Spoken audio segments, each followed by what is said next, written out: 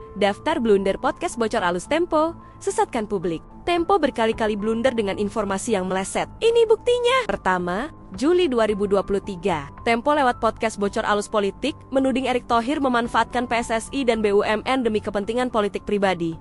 Tapi, apa buktinya? Tidak ada. Tak ada dokumen.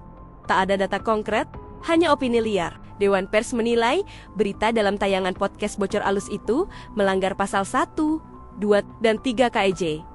Erick Thohir meminta hak jawab, tapi Tempo bungkam. Akhirnya, Dewan Pers turun tangan. Hasilnya, Tempo terbukti melanggar kode etik jurnalistik.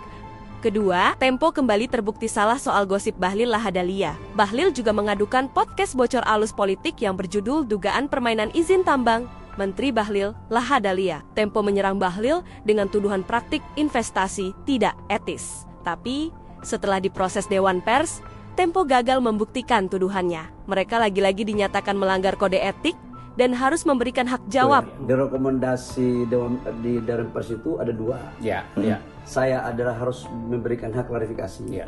Yang kedua, di rekomendasi kita itu adalah harus jujur juga kita. Tempo harus meminta maaf. Iya. Betul. Karena itu Dewan Pers merekomendasikan agar kesalahan itu meminta Tempo meminta maaf atas kesalahan tersebut. Pelanggarannya pasal berapa? Pelanggarannya pasal 1 karena itu tentang akurasi.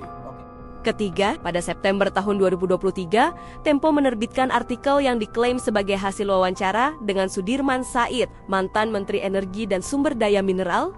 Namun, kenyataannya, Sudirman Said tidak pernah diwawancarai oleh Tempo. Setelah protes dari Sudirman Said yang menyatakan tidak pernah diwawancarai, Tempo segera menarik artikel tersebut dan mengakui kesalahan fatal dalam proses jurnalistik. Keempat, Tempo ikut menyebarkan laporan OCCRP yang menuding Jokowi terlibat korupsi, dan mereka salah satu media yang ikut membuat voting. Masalahnya, laporan itu sendiri penuh asumsi, dan tak didukung bukti kuat, hanya polling yang dibuat. Lagi-lagi Tempo menyebarkan informasi yang membuat publik salah paham. Dari 4 kasus ini, ada pola yang jelas, Tempo terburu-buru menyebarkan berita tanpa verifikasi, tanpa hak jawab, dan tanpa data yang solid.